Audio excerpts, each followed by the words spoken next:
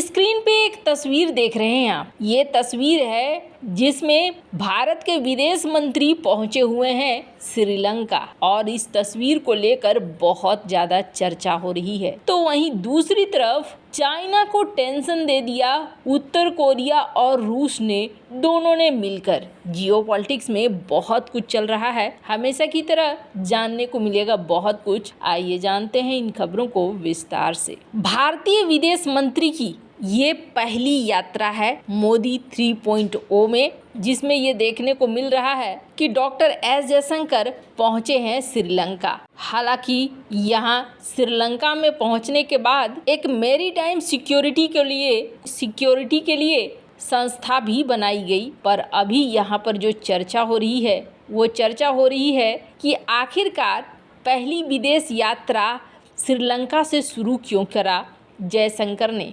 क्या श्रीलंका में बहुत कुछ ऐसा है? तो अभी श्रीलंका में ऐसी बहुत सारी चीज़ें हैं, जैसा कि हमने आपको पहले भी बताया कि भारत के सबसे दक्षिणी छोर से 1350 किलोमीटर दूर हिंद महासागर के बीच में कोबाल्ट का पहाड़ है, जिस पर दावा किया जा रहा है। भारत के दावे को खारिज कर दिया गया है। ऐसे में माना जा रहा है कि श्रीलंका के पास ये कोबाल्ट का पहाड़ जा सकता है और श्रीलंका फिर तय करेगा कि श्रीलंका किसे देता है इसका एक्सेस। वैसे तो जिस तरीके के अभी संबंध हैं, उस तरीके के संबंध में माना जा रहा है कि ये भारत को मिल जाएगा अगर श्रीलंका को भी मिलता है तो। लेकिन क्या ये चीजें वैसी ही रहेंगी? इसलिए क्योंकि चीन यहाँ पर अपना प्रभाव छोड़ सकता है। चाइना ने काफी सारा कर्जा दे रखा है श्रीलंका को, तो ऐसे में श्रीलंका इस प्रोजेक्ट को दे सकता है चाइना को। कई सारी चीजें हैं। यहाँ पर एक चीज देखने को मिल रही है कि जब विदेश मंत्री एस जयशंकर पहुंचे हैं तो इन्होंने यहाँ पर सबसे मुलाकात करी है, न सिर्फ प्रधानमंत्री और राष्ट्रपति बल्कि यहाँ तक कि राजपक्षे से भी मुलाकात करी है। स्क्रीन पर आप देख सकते हैं। और राजपक्षे के अलावे इन्होंने यहाँ के विपक्षी नेता से भी मुलाकात करी है। सभी को लेकर इन्होंने ट्वीट भी किया है। और इससे भी अहम सबसे खास बात क्या है कि इन्होंने तमिल लीडर्स से भी बात करी है, जो कि बहुत ज़्यादा जरूरी बातचीत थी। ये तस्वीर देखकर चाइना को बिल्कुल भी अच्छा नहीं लगेगा। इसलिए अच्छा नहीं लगेगा कि ये जो तमिल लीडर्स बहुत ज़्यादा महत्वपूर्ण हैं। जाफना में भारत के कई ऐसे प्रोजेक्ट चल रहे हैं जिस प्रोजेक्ट को लेकर भारत तमिल लीडर्स को भी साथ लेकर चल रहा है। हालांकि डॉक्टर एस जयशंकर यहाँ पहुँचे हैं, इसके कई मायने हैं। सितंबर में यहाँ पर भी चुनाव होने वाला है और सितंबर के बाद कैसी सरकार रहती है, क्या यहाँ के चुनाव में चाइना का प्रभाव रहता है, बहुत सारा मैटर है जो आने वाले समय में बहुत ज़्यादा इम्पोर्टेंट बन जाएगा। यही वजह है कि पहली विदेश यात्रा डॉक्टर एस जयशंकर की श्रीलंका में हुई है, ताकि भविष्य को सुनिश्चित किया जा सके। वैसे डॉक्टर एस जयशंकर की इस यात्रा से चाइना कुछ खुश नहीं हुआ होगा, वो जरूर फिर अपने प्रतिनिधियों को भी यहाँ पर भेजेगा। इसका सबसे बड़ा उदाहरण देख लीजिए आप। तुरंत से अभी यहाँ पर जयशंकर पहुँचे ही हैं कि तुरंत से चाइना की तरफ से ये आ गया है कि हम श्रीलंका के जो कर्ज हैं उसको स्ट्रक्चर करेंगे, उसको मेंटेन करने की कोशिश करेंगे। अब इससे आपको समझ में आ रहा होगा पाकिस्तान अपने कर्जे को रीस्ट्रक्चर कराना चाह रहा है, पर यहाँ चाइना अभी तक नहीं कर रहा है। पर यहाँ पर इन्होंने पहले से ही कह दिया कि हम आपको सपोर्ट करना शुरू करेंगे। एक समय था चाइना के खिलाफ उसके देश में पूरा माहौल था, चूंकि दिवालिया हो चुका था श्रीलंका। अब ऐसे में देखना होगा आने वाले समय में क्या चुनाव में चाइना का प्रभाव चलता है या फिर भारत की गई मदद चलती है। जहां एक तरफ ये सब कुछ चल रहा है तो वहीं दूसरी तरफ चाइना को उसके दो दोस्तों ने ही दे दिया है सबसे बड़ा टेंशन। चीन ने खुद को एक शांतिपूर्ण देश के रूप में स्थापित करने की कोशिश की है,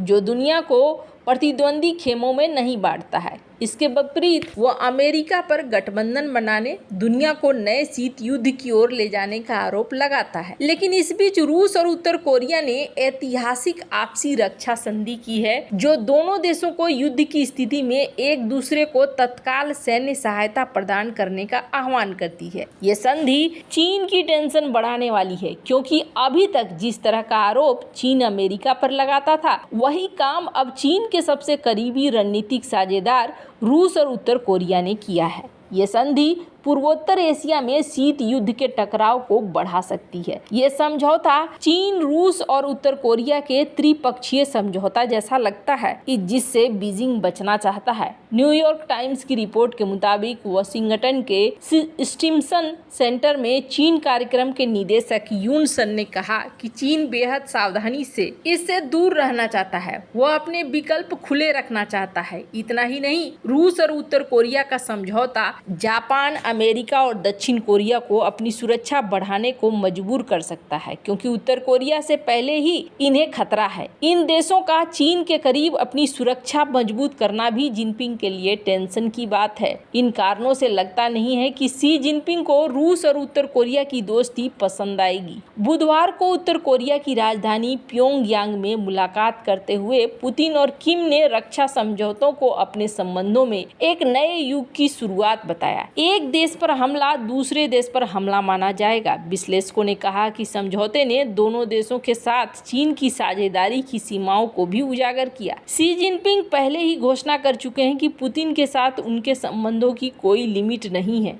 तो फिर चीन को टेंशन क्या है? रूस और उत्तर कोरिया दोनों ही नेता अगला कदम क्या लेंगे, इसके बारे में कुछ नहीं कहा जा सकता है। यूक्रेन में रूस की कार्रवाई और किम जोंग उन की परमाणु ताकत बनने की चाहत एक अस्थिर जियोपॉलिटिक्स का माहौल बनाती है। इनके एक्शन चीन को ऐसी स्थिति में ला सकते हैं जिससे वो बचना चाहता है। चीन की अर्थव्यवस्था इस समय संघर्ष कर रही है। इसे विकास के लिए स्थिर अंतर्राष्ट्रीय वातावरण चाहिए। रूस और उत्तर कोरिया का समझौते में चीन भी घसीटा जा सकता है, जो उसके लिए और भी मुश्किल पैदा करेगी। चीन के पश्चिमी देशों के साथ पहले से ही संबंध तनावपूर्ण है। ये समझौता इसे और भी मुश्किल बनाने वाला है। रूस और उत्तर कोरिया की बढ़ती दोस्ती से चीन परेशान है, क्योंकि अभी तक उत्तर कोरिया पर चीन का काफी कंट्रोल था, लेकिन धीरे धीरे चीन का कंट्रोल यहाँ पर खोता जा रहा है। वैसे आपको बता दें, इससे पहले भी चाइना दक्षिण कोरिया में पहुंचा था और जापान के साथ बैठक करी थी, तो सबसे ज़्यादा टेंशन में उत्तर कोरिया आ गया था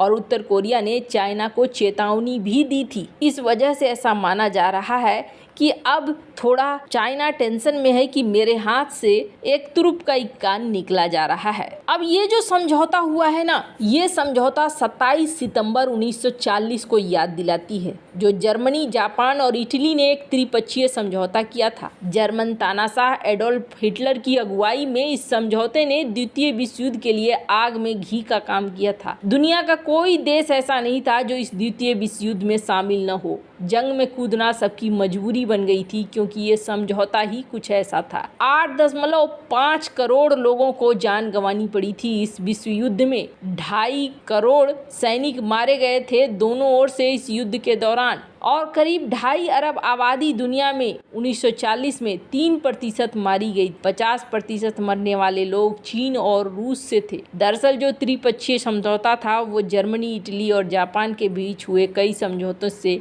एक मानगी थी। खैर, जहां एक तरफ ये सब कुछ चल रहा है, वैसे में आने वाले समय में चाइना को भी डर लगने लगा है। वैसे आपको क्या लगता है, इन सब मामले में आपकी क्या राय है? कमेंट कर जरूर बताएं। जल्द मिलते हैं अगले वीडियो में नई खबर के साथ।